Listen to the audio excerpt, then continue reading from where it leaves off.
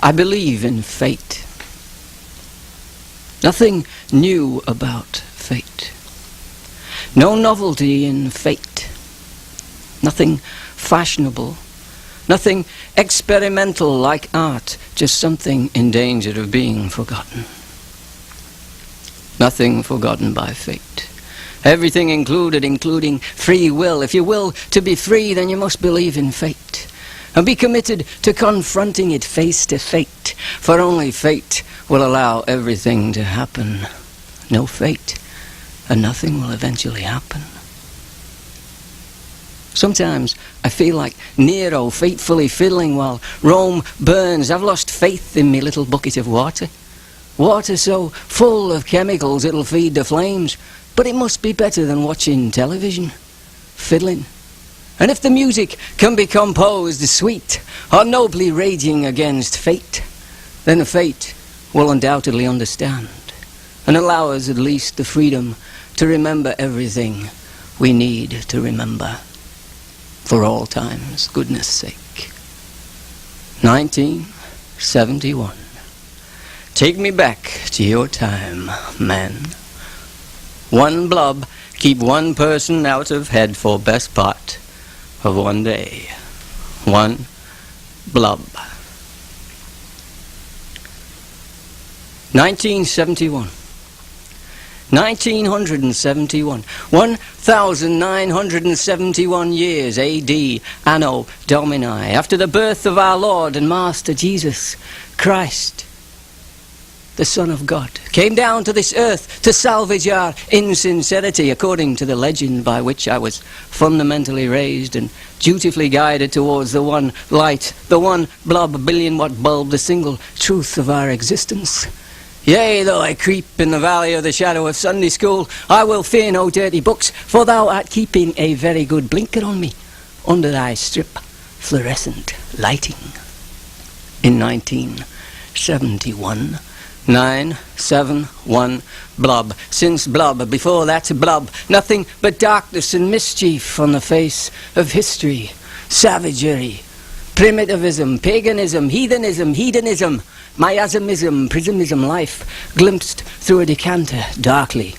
Till suddenly, in the 1 year blob, our transparent mug flowed over with crystal charity. In a mentally imaginative blaze of scripture, from out of the east there appeared a star. It's a gospel truth. A star to outstare all other stars. I am the rock star, the eternally stoned, divinely rolling, that will henceforth gather in no gold-domed infidel mosque. Build me sharp, crucifying angles for God's sake, and I will build you a 4-square red brick image of hell that will dispirit your souls into submission. And I will give you the Christ, Jesus, my son, as a central motif. His bloodied body and his ingrowing nails, cut and dried, suit and tied in your Sunday best, the ultimate codependent scam. I will give you a super-symmetrical faith that will move molehills and replace them with mountainous slabs of concrete, 6-lane highways that'll fast-track you to heaven's overwrought gate, where you'll be mercifully undercharged as you enter, for it's easier for a host of camels to be blinded by needles than for rich people to share their possessions. Suddenly, in the 1 year blob, this world was clearly doggy-marked for apocalypse. It was a revelation. Unless we cleaned up our act and committed to those sharp, crucifying angles, that central motif, and the linear white responsibility to always grow up and up and up and away from the earth, even as we live on the earth. For the earth is no longer our real home. Our real home is in heaven, with our Father, the big guy with a bushy beard and the ability to be anything but something we can actually shake hands with or swap a few smutty jokes with over a pint of best Burton's in the Bradley Arms. Oh, Daddy, forgive us, for we know not what we don't know. In 1971.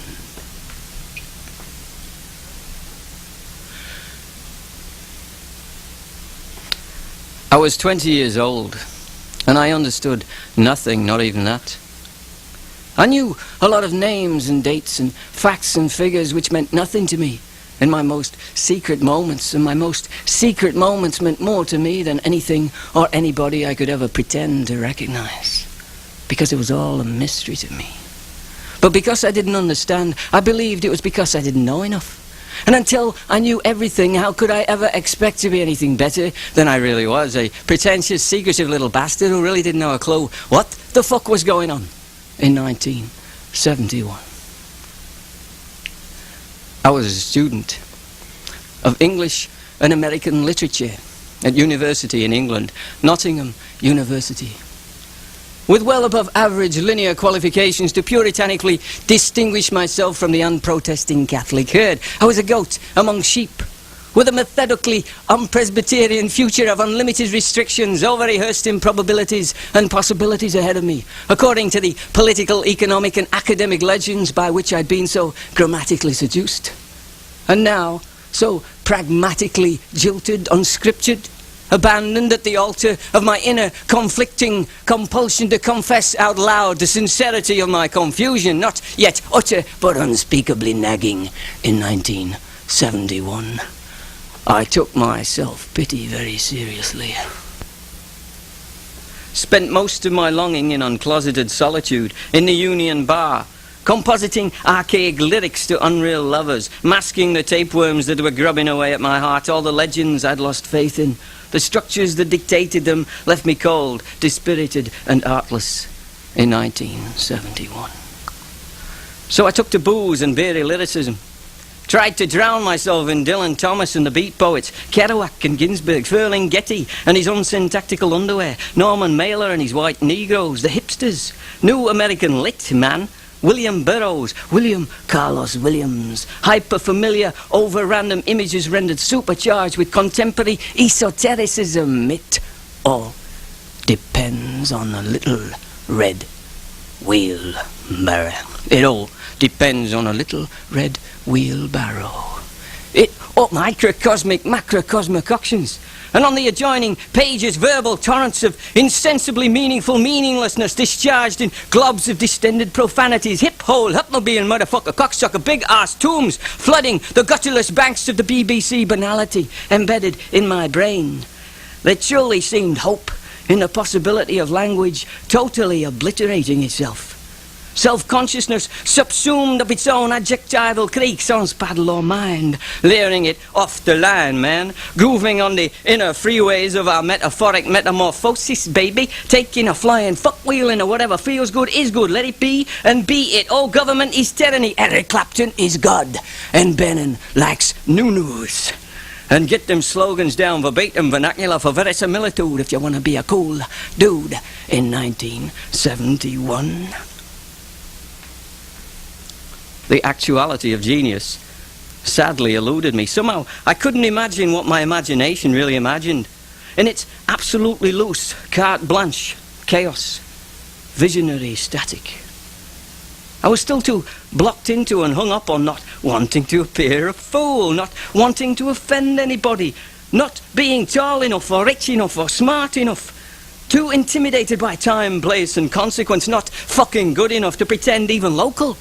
Never mind national, global or cosmic significance. In 1971, the BBC still had me by the broadcastings.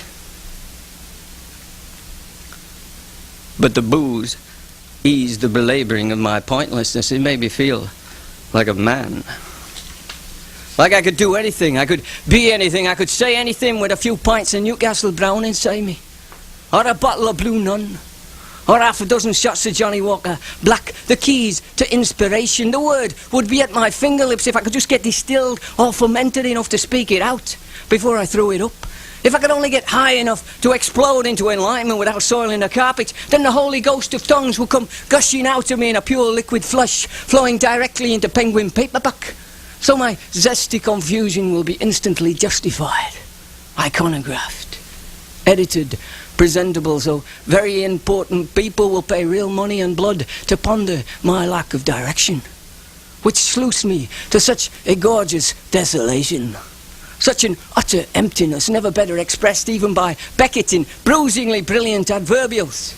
I will be fated by all self-respecting, up-to-date suede jacket and lightly bearded professorials everywhere. Extinguished illiterati will seminate my farm-fresh legendary phrasings in front of my posthumous back in reverent tones of hushed liner notes. course, I'll have to be dead for my life to resonate fully.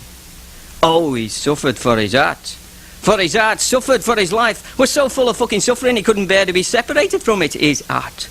So he embraced it passionately, till it devoured him, no nibbling it, it gobbled him alive, his art. It was so truly remarkable, and obviously still is, so why the fuck are we wasting our timeless valuables trying to comprehend it or live up to it, when as he himself so succinctly put it is impossible, his art.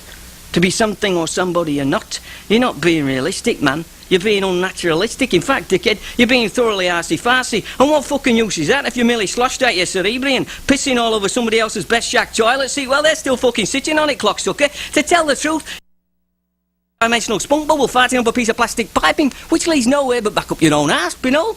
You are a mere speck of literary and pulmonary pusillanimity on the gob of our noble canon, and eminently unworthy of mention in any anthology of human existence. Face facts, fairy fuck, you're a bleeding piss artist, and besides, as everybody knows, in 1971, all you really want to do is get laid in some lovely, lyrically everlasting, graphically pneumatic, totally unrealistic way, and it's not fucking Samuel French good enough. In 1971.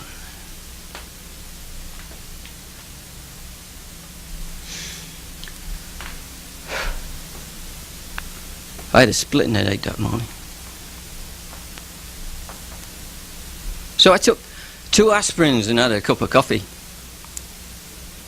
I never realised I was on drugs, even before I started hallucinating. I mean, drugs were not something I was brought up with in England. We took pills, medicines, Beecham's, powders. We never took drugs. We went to the chemist shop. We never went to the drugstore. Drugstores were things American, and as far as I could see, on Dennis the Menace or Father Knows Best, were just little candy shop counters dispensing homespun cliches and soda pop. No wonder I was fucking confused. Drugs, to me, were something you read about in Greek epic narrative poems. Alfred Lord Tennyson or Shakespeare. Dream stuff.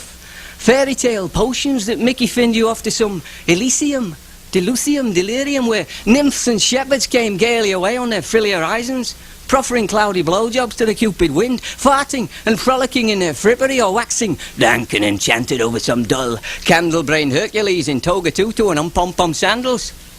Being mazed around labyrinths by one-eyed lurchers who would devour whole sheep by the woolly dozen, and grind up the bones of little babies to milk their ambrosia crispies. Black-headed, blue-haired, big-peeped sirens screaming and wailing and whining and screeching down the gorges of dimpled Olympus till the veins in your library filing started to pop and you had to take a couple of aspirin and have some coffee, or you may never get back home to reality, which is where you actually live, where the first aid kit is. An aspirin is an aspirin is an aspirin is a Tylenol, an aspirin. Advil, number 9, number 9, number 9. Number 9. What's it all about, Alfie?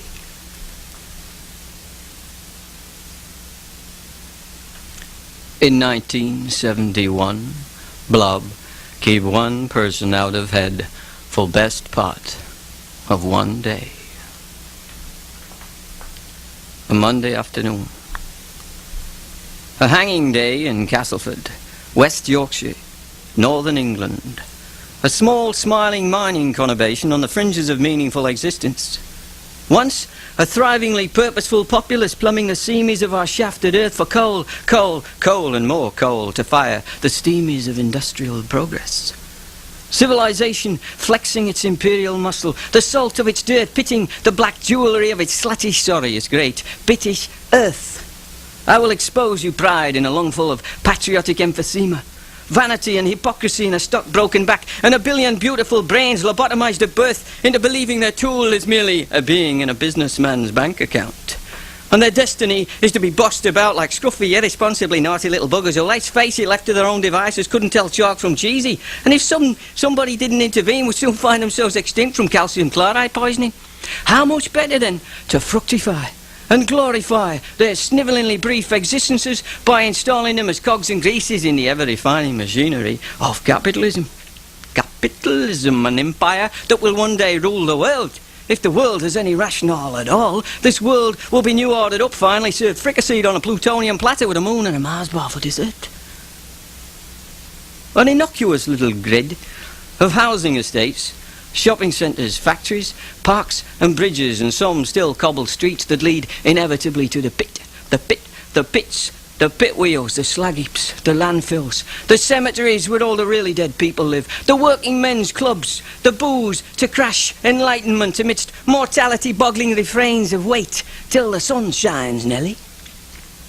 There's an old mill by the stream, Nelly, and there's a gold mine in the sky far away, Nelly. Oh, me uncles and me aunties, and me grannies and me granddads and me mums and me dads and me brothers and me sisters and me cousins and me pals and me mates and me little nippers and me old cocksparrows. I'm not saying it could have been any better.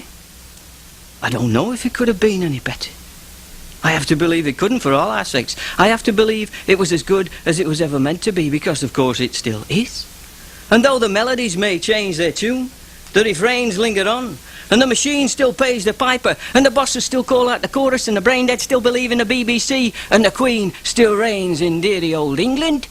And in this small, smiling mining conurbation in West Yorkshire, Northern England, hey-ho, UK, she and the monstrous fairy tale she represents is beheld as harmless as Christmas pudding and far less fattening. In 1971, who are we to argue with the wisdom of years? Clotheslines billowing in the clear, dry, proletarian breezes. Monday is washing day. Clean Christian pinnies nibbling at their pegs. Me mam's girdles, me dad's wife fronts, me granny's bloomers and me granddad's holy darn socks back men. The aroma of bleach and starch and meat and potato hash simmering forever on the fancy new electric hot plate, wafting totally relevantly through the quiet, huswuffly humdrum. Easter halls. And the corpse of Enid Blyton stretched out on the sofa, wondering what jolly pranks and japes the Julians and the Georginas of this world are dreaming up to on Daddy's little houseboat in the upper-crusted Hebrides, while I wank myself silly in poor provincially pin-upped oblivion.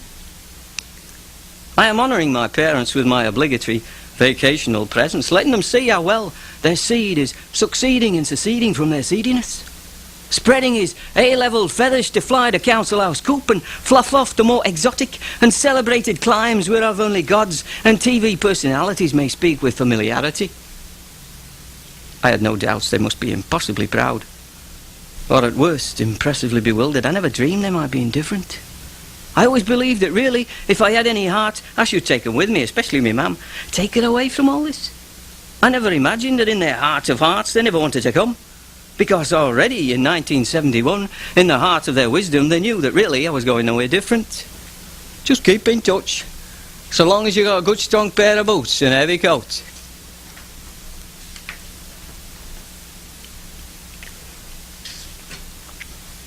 Well, I had a good strong pair of boots, and I had a heavy coat, and I had an educated secret that no conveyor-belted mind would ever guess. No more than a pigeon would wait to find a toilet to take a shit. I understood nothing, except that many people might be very impressed if they didn't know that. And so many people seemed to want to be impressed. It seemed impressively impossible to resist that one day I should return home to sunny Castleford in triumph, a real professor with paper to prove it, in a big black Bentley with a busty blonde wife and two beautiful little kiddies, tempestuating Prospero's dictums and encyclopedic sundries to all and factotums in the back room of the Britannia pub, brilliantly unenlightening the masses with my carefully careering credentials and my glib ad-libs. And every summary I'd hobnob all expenses attenuated, off to some American academic Elysium Delusian, deliriously matching refugee wit with some critically tall, theory-slinging 10-gallon motorboarded Texas scallop, who also had no doubt subscribed the Fairy fucking Queen and the Naked Lunch, and from whence John Donne cribbed his cryptic allusions in The Flea, from the rosy cushions. A distinctly unsuccinct sect, who also withheld their metaphors for the initiated, a bloodletting among the anointed to know why we die and lose our radiance in the knowledge of Johnny's flea. And fuck a few beautifully, brilliantly unenlightened undergraduates in the Yankee proscenium, and me mum and dad will be absolutely delighted how well I've done for myself and actually been to America. America, I have a dreamed of America. Wherefore art thou, America? I discovered you in my somnambulism, astral planing across the Atlantic of my yearning to be where it's at. The undeniable, the irresistible, the convertible, the hot rod, the one blob that keeps one person out of head for best part of one day. One day, 24 hours, a piss in the Pacific of eternity. Anyway, I had a good strong pair of boots and a heavy coat. And I had this letter, postmarked Fresno, California, USA. And the names rang like gold-fringed chime bells on the front porch of my imagination, sparked a whole chain reaction. Los Angeles, Las Vegas, San Francisco, New York City, Dodge City, Denver, Colorado, the Grand Canyon, Death Valley. And this is where my old school friend was now living. Little Mickey twiddling his dicky out with the myths and the mysticals in Elvis Weatherlyland.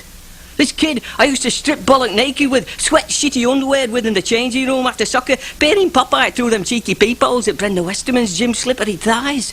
Now privy to actual living, throbbing, luminous legendaries in happy, happening land out there, over there, in America. While I putted and ponced around with my puny poesies in this small smiling mining conurbation east of the Mississippi, as pathetically, unpassionately literal as a month of Sundays on my mum's calendar of what happens after Christmas, nothing. For Christ's sake, for 3 months, approximately 1971 hours, then I can have a chocolate egg, 'cause Jesus has arisen from Woolworths, and all his little silver paper chickens are rippling home to Russell. Cross bunny hatched on a dozen sticky buttock buns. Oh, the Lord have mercy! But Cadbury's got double cream fillings. And I'm too old now for chocolate eggs. And all that sugary shelf life satisfaction. I need some man stuff to up me ante. I too want to trip off to California on an Eric Clapton thundercloud, a Jimi Hendrix lightning riff. I want to hang out in the Malibu lunar light with Simon and Garfunkel, sounding out the silence and the sun-tangled Jane Fondas. I want to Raquel Welch and groove with the boogies, boogie with the groovies, dip some hippie chippies in them cool surfing social democratic vibes, man. The whole knobbly canon of English literature seemed suddenly like a fucking pea shooter on the face of flower power. Rock and roll, and where it's really going down at Dingle Puss in gratefully dead land. But what the fuck did this have to do with aspirin? Being high to me meant just not having a headache. Well, I didn't have a headache anymore. I had a good strong pair of boots and a heavy coat, and I had this letter. And in this letter there was a strip of graph paper. And on this strip of graph paper there were 2 liquid stains, 2 blobs, and next to it a cryptic message: one blob, keep one person out of head for best part of one day. And it was in English, but I understood nothing. So I decided to visit another old school friend of mine, Janusz, who was obliging his parents with a vacational up the street, so I did. He seemed equally impressed by the postmark. He read the letter, then he looked at me, then he looked at that strip of graph paper and the 2 liquid blobs, and then he looked back at me and, goggle-eyed, he whispered, because his parents were in the next room, "It's LSD. It's fucking LSD. Are you gonna take it?" I shrugged. Actually, the initials meant very little to me, but they sounded so furtively post-adolescent they became instantly precious, and he seemed overwhelmed, which pleased me immensely. You gotta be careful with this stuff. If I didn't have to do what I have to do, I'd do it with you, but I have to do it. I resisted another shrug. That's cool, I imagined myself saying. Then I left Janusz to do what he had to do, and I swaggered out into the Castleford streets, way beyond his poor provincially pin-up oblivion, feeling to all intents and purposes now like a bona fide American. 'Cause I had my California Levi safely tucked away in the backside pocket of my genius, and I went to Holywell Woods. Holywell Woods. About a mile from my parents' house. Several acres of raised bushland with a few trees, and at the highest point, this stone conical denoting altitude above sea level, not exactly the high Sierras, but nonetheless a genuine panorama of Greater Castleford. Everybody called it Holywell Woods, though in fact it was spelt Holy Well, with no double L in the hole. The native peasantry have this uncanny knack and need to abbreviate everything as near monosyllabic as possible, so life can slip into speech. As easy as speech can slip into gibberish, and gibberish can slip into pop music, thus masterlessly masking any potentially sacred or druidical allusions and complicating everything. I mean, God forbid! This bushy mount, this holy well, too fucking pretentious for words to believe there ever lived here in nature anything more significant than mud and scrub. A few blackberry bushes and a gang of unruly bluebellies in the summery. No deep spiritual resource here.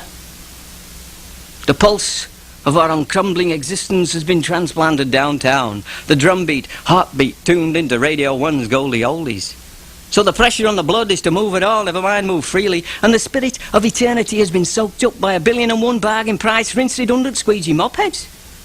So this several acres of raised bushland with a few trees, this minor network of green and brown and potholery, unsacramented for so long, has now been lately and blatantly sacrileged, gouged out, quarried, the caves of my childhood, gutted for clay and limestone, and to leave no places for any modern ghoulies to secrete their prowlings and preyings. Civilization has been rendered unmenacing for denizens everywhere. Laid bare, they looked like nothing. Invisible holes in space, gone my childhood. The mystery of disappearing into the earth and out again, having witnessed the magic darkness of no light. The underground journey through the passion of secrecy.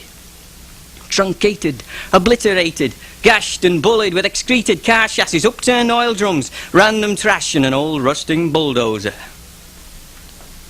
A lunarscape of unforbidding emptiness, for all to pass by and nobody to wholly dwell on. What rights we have to replace ourselves. Human chicken coops weeding up on the fringes of eternity, defining eternity so we can feel safe from its eternal charm. Awlessly, moribundly mortal till the gas runs out, or the coal runs out, or the oil runs out, or the electrons run out. The improbabilities are limitless. But it's not your fault. It's not my fault. It's nobody's fault. No blame, no shame. And there are no weeds, really. Just a life in danger of forgetting itself, in utilizing and disrespecting itself. My opinion, my observation only, my amusement, and the shrug of my universe adjusting its vision, a retilting of its masses in 1971, the coordinates of fate closing in for an annual crucifixion. Holy, well, one blob, keep one persony out of only head for beast part of one day is one. The great good spirit of human integrity, struggling for expression, fighting for the rights of its life, of natural artfulness.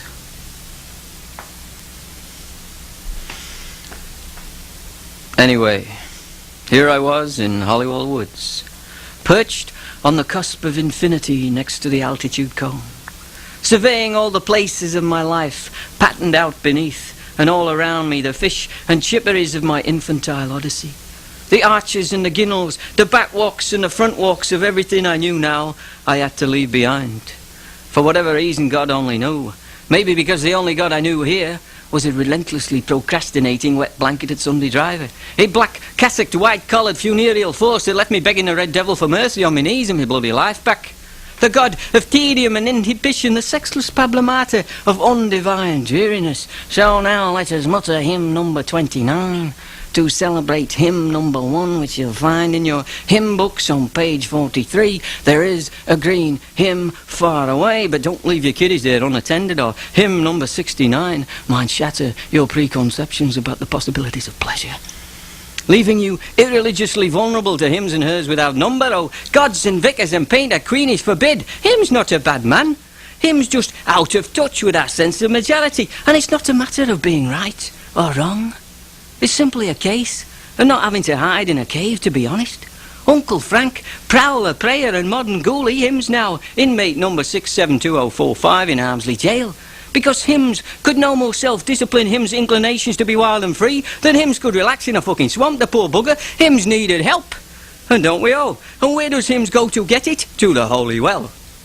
Only now, it's no longer a right. It's an unlawfully secret soil for social ever in the murkies of civilised behaviour. Somewhere along our dotted line we have lost the unbroken way of recycling every fancy and sensation, so nothing has to be stuck down a fucking pothole to feel free.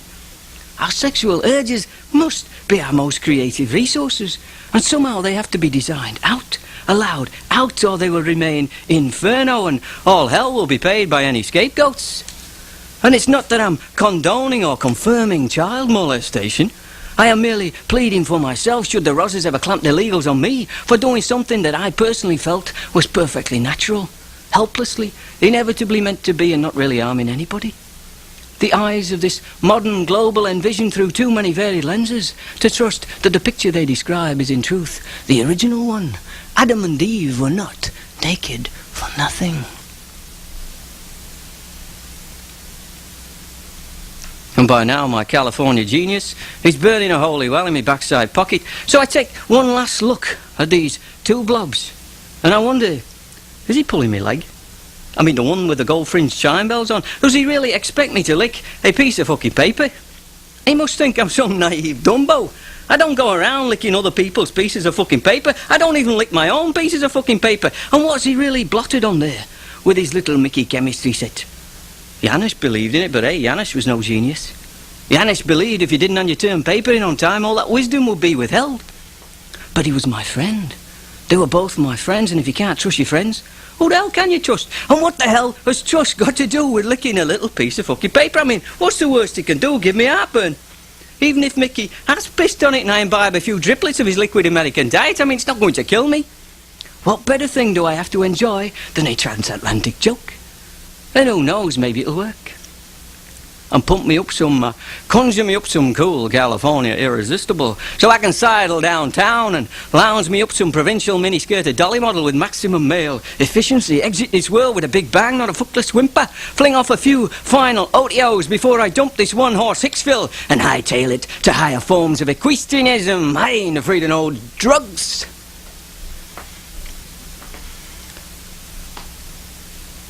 And you have to remember, I didn't think or speak like this 20 years ago, not consciously anyway, in these rhythms with all this souped-up vocab. Shit, 20 years ago I could barely fart in the middle of a woods without worrying that somebody might hear it and call it incoherent, inconclusive, and insignificant, and something I should disgustingly keep to myself. 20 years ago, I probably thought in vague, archaic lyricisms and spoke in some common vernacular of northern independent television. Although, because I was at university, I was undoubtedly cultivating some bastard BBC lack of twang to hoity-toity the folks back home. It was at least 5 more years before I learned how to say fuck, piss and shit and really feel it and mean it and understand it, its force, its poetry and its guttural necessity to liberate my stilted, stunted, Anglo-minted interiors. Of course, then the challenge is to find that fine line between enough arseholes and motherfucking excess. Otherwise, you might spend the rest of your scumbag barely uttering a cunt without having to qualify it with a fucking cocksucker. But at this moment in my life, in 1971, I needed to swear so bad, I licked that fucking piece of paper. And it tasted exactly like a piece of paper should taste. I waited for something to happen. I looked at the sky, but the sky looked the same as ever, inescapably English. 5 minutes, 10 minutes, I waited for the promise to kick in, but nothing happened. So I licked the other blob. What the heaven, in for as many in for a mound of flesh. 2 blobs are better than 1. 15 minutes, 20 minutes. Nothing. Only my intellect turning over the disappointment, amusing itself with bits and pieces of hippie jargon I dug out of American studies. Stereotype, junky images of giant spiders creeping up your paint-peeling walls, DTs, Hobson's hallucinations, pink rabbits and white elephants, seeing things that aren't really there. I tried to see something that wasn't really there. I stood up with no trouble at all and I started back down the Holywell Hill across the side of its quarry. And I imagined I was on the moon, and I could hear its lack of atmosphere breathing, and the clay and the limestone and the caves of my childhood whispering their open secrets. And I remembered an episode of Flash Gordon when I was a kid at the Saturday morning movie matinees. Flash Gordon and the Clay Men. he was walking through this cave when suddenly these clay men came out of the walls and lunged at him. And he couldn't see them till they were right on top of him, and they were trying to kill him. See you next week. And I can't remember why. I guess because he'd discovered their secret, that they were part of the wall, and maybe he was refusing to talk to them anymore. Or maybe they were trying to destroy the world and he had to stop them before it was too late. To see you next week. And of course he did. I can't remember how. I guess he blew up the whole fucking cave. And then Sir Galahad, the adventures of Sir Galahad. He was fleeing from a battalion of Black Knighties, and he hides behind this big oak tree when suddenly the tree comes alive and tries to hug him to death. See next week. Nature monstrously animating itself to gobble us up in no uncertain nightmarish terms.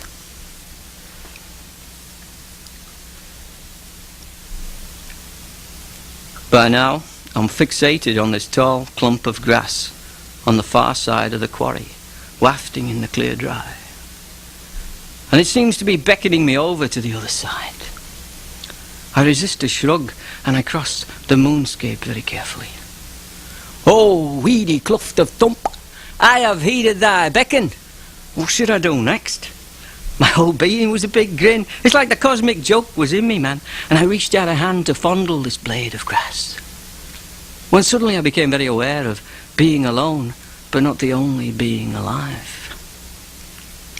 I could feel new pulses beating in my veins, and shocks of electricity were sparking my extremities. For no particular reason, I followed this narrow path deep into the body of the bushes. And by now I'm feeling a bit demented. I can taste the acid in my mouth, and suddenly all this vibrantly teeming creepery seems to be reaching out to touch me. And I'm trying to rationalise it's merely my imagination. But suddenly I realise the scales are turned, the tables are tipped, the chicken is having its day, and the cows are coming home to roost with the dog boys, because I have taken LSD. And whatever the fuck it is, it's got me by the gridlock. 1 blob, 24 hours, 2 blobs, an eternity of insanity. I have to abort this shit quick before I start doing something daft, so I head out of the bushes and across the quarry as fast as reality will carry me, pausing only for an instant of insane clarity to bury Mick's letter in this derelict car chassis. Because I'm convinced at any moment the cops will be knocking up his doorstep with their handcuffs and their knitted scowls, wrenching his arm in a jam lock and forcing him to confess everything. Even where he found a fucking piece of paper, and the cat will be out of the fire, the shit would hit the bag, and the Castleford, California connection will be on the front page of the National Enquirer. And Mickey would know it was me who ratted. I was the puny stoolie who couldn't take the heat. And I couldn't allow that to happen. I had to bury the evidence. I had to keep my trap shut. He was my friend. He'd given me a gift. And now I was fucking him over because I understood nothing. I'd lived my whole life in a dream. And now the nightmare was crashing in on me. And this was all that mattered now. This was all that mattered now. This was all that mattered now. I should have waited for Janusz. I should have studied the matter further. I should have taken it up with the proper authorities. I should have fucking known. I should have listened when nobody told me that it was real and it was all my fault and they have no rights to lock anybody up in a fucking cage. Reality just keeps getting worse and worse and worse as I bound out of the woods and onto the sidewalks of civilization. The quiet afternoon humdrum buzzing in my terrestrials, all the distant smiles and the tantrums and the sighs of repetition, the groans of relief now crystallizing in one incapacitating memory of experience. As I try to walk, but it's fucking impossible. The shocks of paranoia are pummeling me top speed. They know. They all know. They pretend they don't, but they do. They must. But they don't know nothing. Nobody knows nothing. Nobody knows shit except the ones who are doing it themselves. The rest know nothing. But I know that they'll be the ones who blame me for unmasking their rest, breaking their ignorances and abandoning them to their rulers. Justice is truly the flip side of bliss, and knowledge is merely a justification of hell and more scary than anything I ever never imagined it could be. And by now I am flying. And I must have sailed over me dad's 6-foot garden fence or cleaved it like it was long grass. God knows I never stopped to open anything. I was homing in the kitchen before you could tell poop from diaper ash, and my mum was washing the dirty dishes. Oh, so were you? I've taken some LSD. LSD? I've taken some LSD. Get a doctor, quick.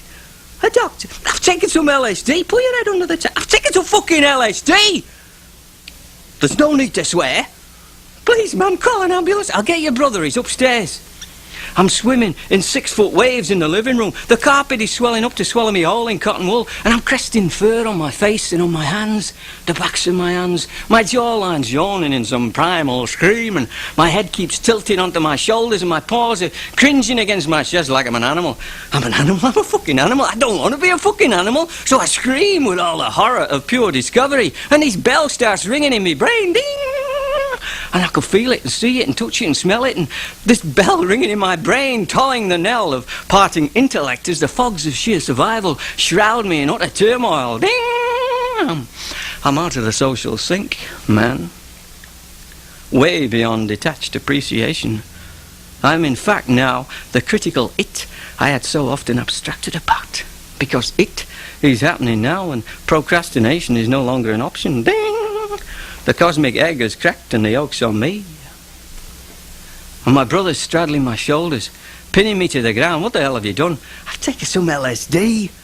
His face is twice its actual size. His eyelashes are pure white, and I could feel the bristle and the fuzz of his clean-shaven beard, and the carpet is 8 layers thick, and I'm begging him not to let it happen again. But I know he's as helpless as I am, even with all that weighty consciousness in his head. Ding!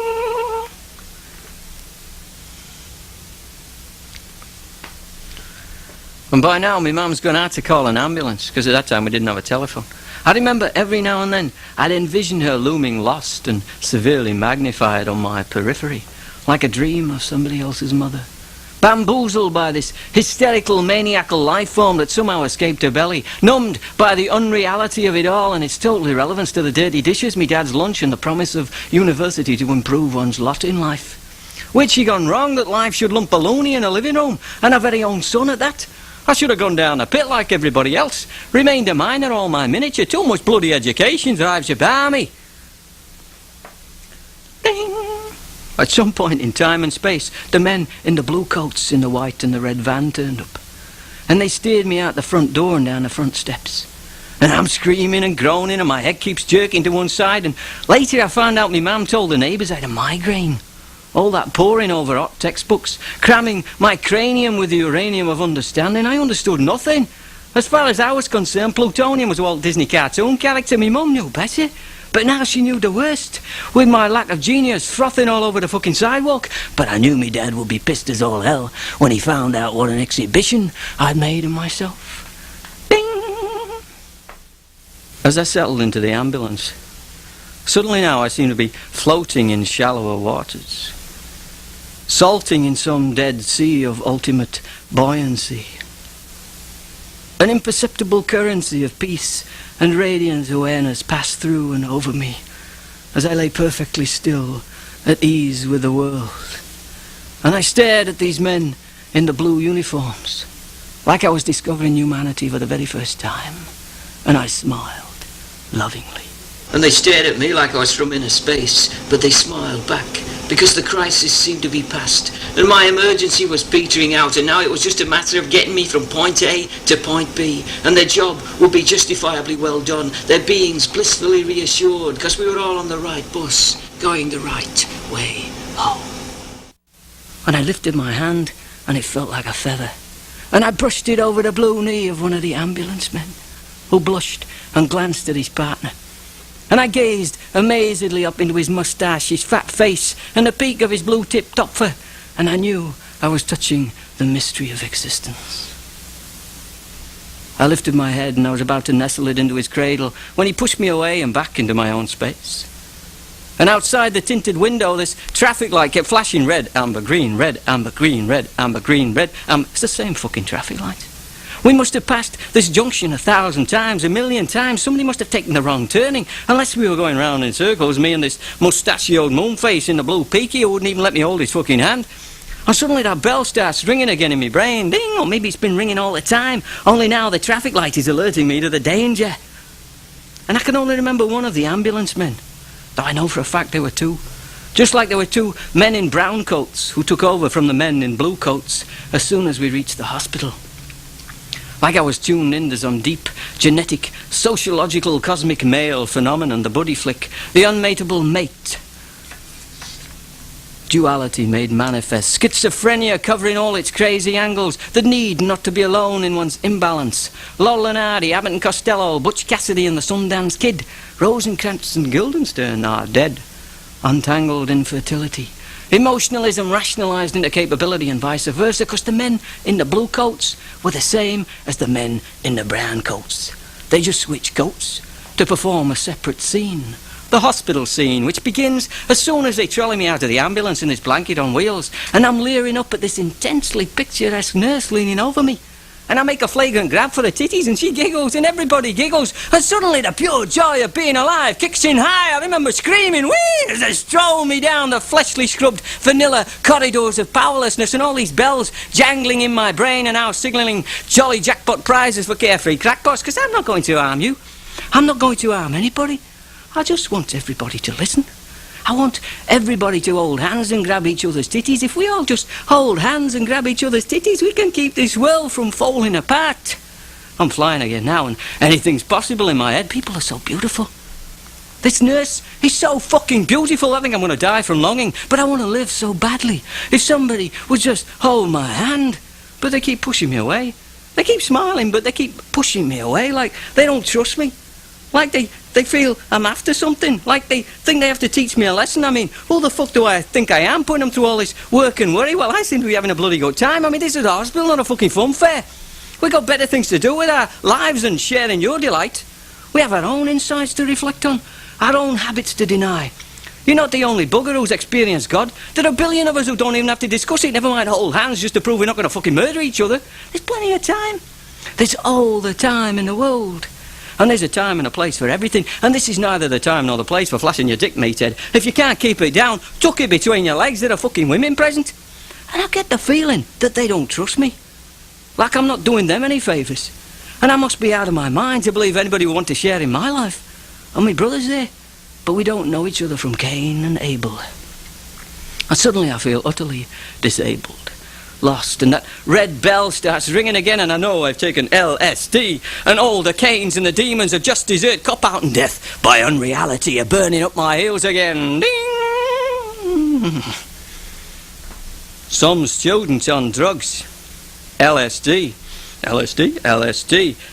What the fuck is LSD? He's a junkie. He doesn't know what he's doing. Give him something to deaden the revelations. They're trying to deaden me. They want me to lie flat on my back.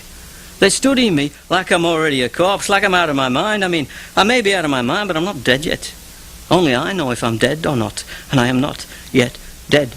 Or am I? It's hard to fucking tell when you're lying flat on your back, and nobody's listening to you, and they keep shuttling you around from place to place to place, and back again to the same fucking place. I mean, we must have been in this elevator 1,000 times, 1,000,000 times, that same full light flashing on and off and on and off and on and off and on and off, and that red bell alerting me to the danger of death. Because there is a danger of death in death. And suddenly I realise these little skivvy devils in the brown coats are taking me to hell. They're taking me to meet the big Blob himself, the devil himself. I'm going to meet the devil himself on the planet Death, because I am on the planet Death, and they are burying me alive. Ding! You took it! Now you have to face up to it. I'm on the threshold of hell. They take me to hell. And the devil will look like a skull and bones, and he'll scare the heaven out of me, and I'm not ready for this just yet. I need some more time. Take me back to your time, man. I'm not yet dead enough to feel no fear. If death is oblivion, I remember too much, too many images to face up to reality just yet. I need some more time. Take me back to your time, man. Ding! But the doors close behind me, and I scream till the door's shut, black in my face, and my devil disappears up his own subconsciousness.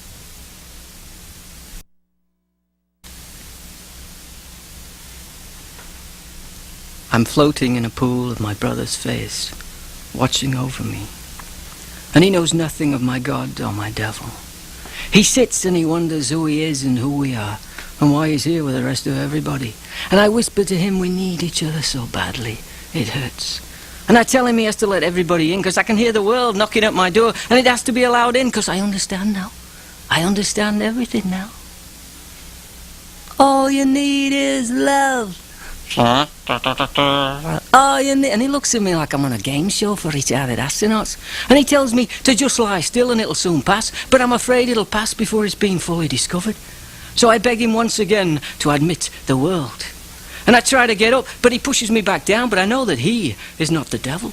He's not even the devil's agent. He's just my brother, and I can brush him aside with no trouble at all. And I have to brush him aside because he has no right to stop me. I have to tell everybody myself.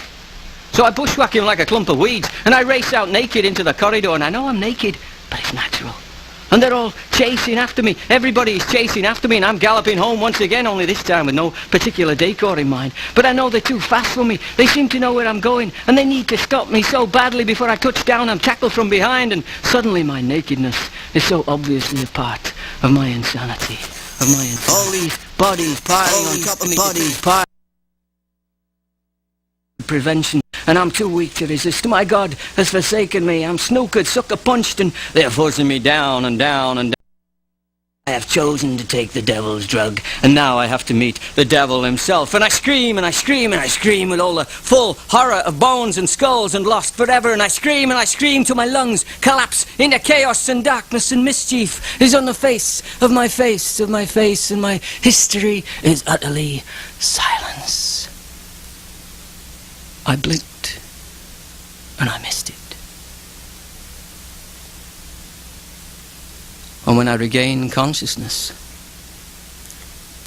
I'm in a straitjacket, in another ambulance, on my way to the lunatic asylum. Because I'm not sick, I'm insane. And there's a time and a place for everything, forever and forever. And for everything. Ding dong.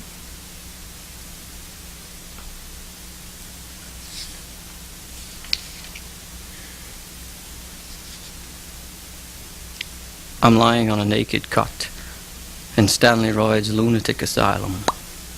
The straitjacket is off. My mind is clear. My body's exhausted, my jaw's swollen, but my mind is clear. I know exactly who I am, where I am, and what I've done. I'm back in the social sink, man. And I know this copper stopper standing over me, this policeman, does not approve of where I've been. I've caused a lot of trouble for a lot of people, and it's his job to prevent trouble, to stop trouble when it happens, and to make sure trouble doesn't happen again, because he doesn't want any trouble. But if there is any trouble, he'll be there in a flashlight, because that's his job, undoubtedly putting a stop to it. His is an honourable profession. He is an honourable man, that's why he wears blue. Me, I'm a bloody red stain on his social fabric, a troublesome thread that seems to want to belong to a different tapestry. And if that's the case, sunshine, there's going to be trouble. Because you're English, you were born, raised, and you live in England under English law, and if you don't like it, you should move to another country, another law, or become a politician, then maybe you can change the law. But till then, you have to make the best of it like the rest of us. Civilization did not evolve just for your fucking benefit. These are the boundaries we must set to be free. And you want to be free, don't you? I assure you, there are many laws a lot more legal than this, without reasonably democratic limits. I mean, this is not a police state. I am not a police state. I am a policeman, a human being, a person just like you, except I don't cause trouble. I prevent trouble. I stop trouble, and I make sure trouble doesn't happen again. And these are the facts of life, kiddo. If you can't face the facts of life, you'll never grow up. You'll remain a child for the rest of your unruly. In which case, the price of our protection is keeping your hands out of the cookie jar till somebody tells you it's okay, okay? And remember, that cookie jar is not there to hide the cookies. It's to keep the cookies fresh, because we all know where the fucking cookies are, we just don't all know when it's the right time to eat them. Innocence would gorge on its own vomit if experience did not teach it better manners. We were here before you were born, Diaper Ash. Remember that, or you'll be in some real fucking trouble. Okay, officer, can I go home now? I'll be a good budding adult from now on. I've learned my lesson. It was a mistake. It was an accident. I'll never do it again, I promise.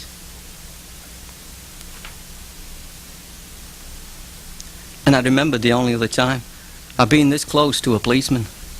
10 years previously, in 1961.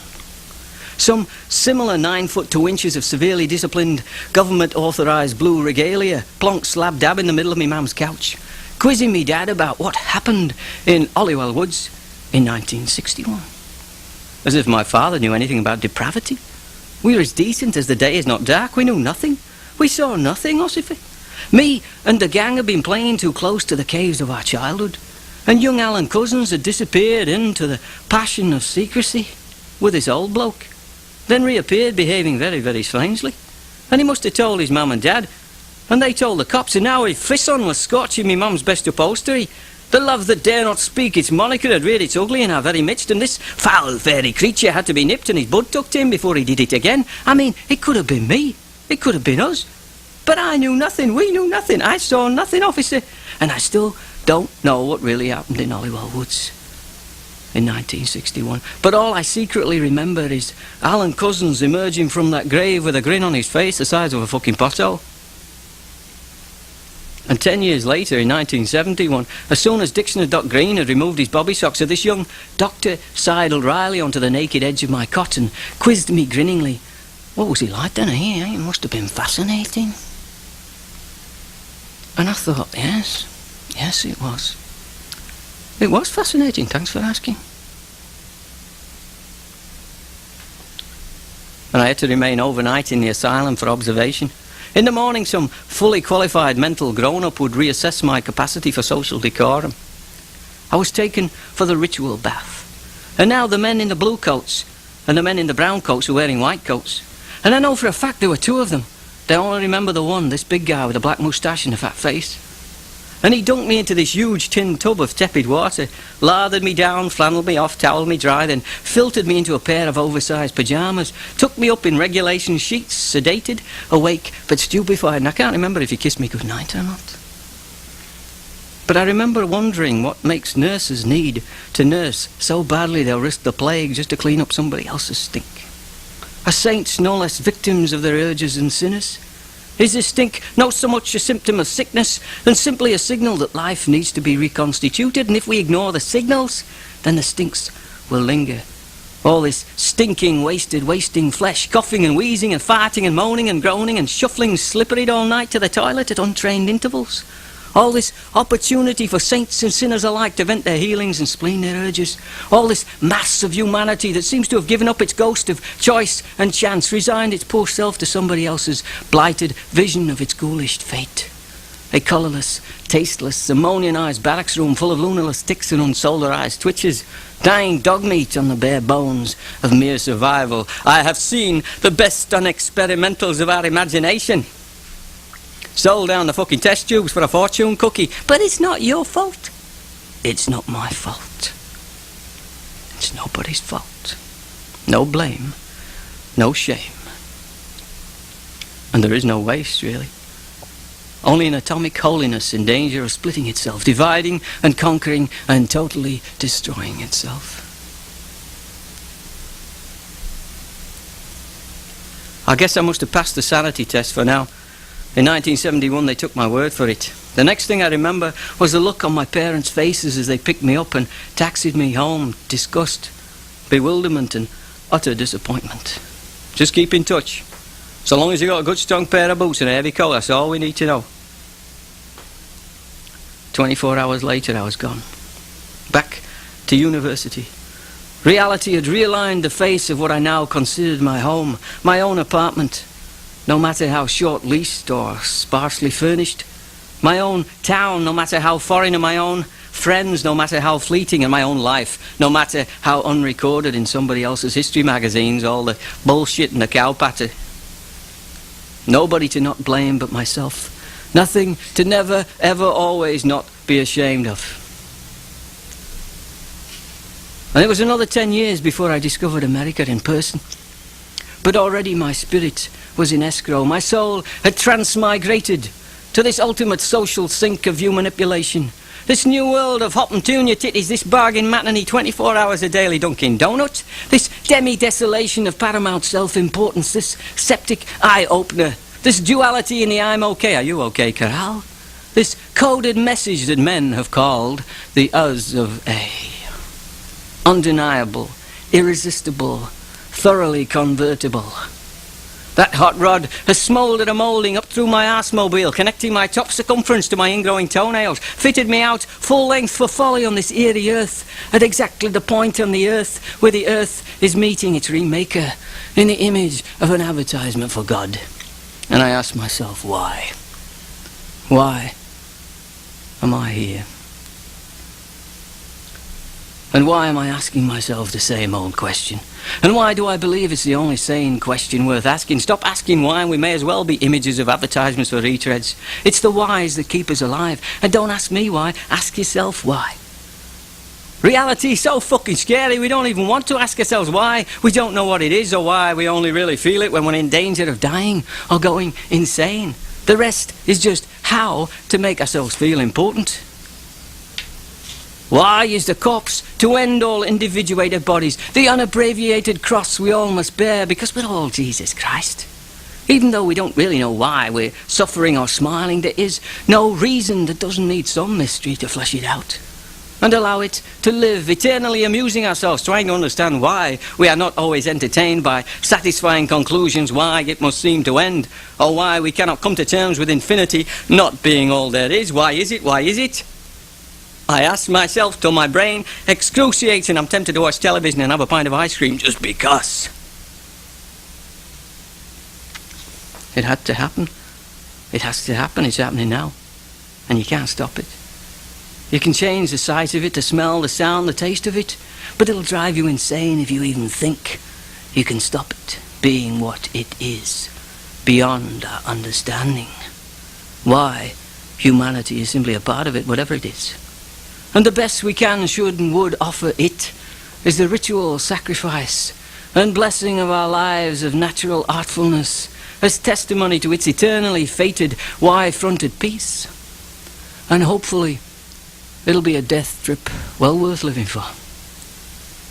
Did I ask you if you wanted to? Yes. And you want to? No? No. Yes. Yes.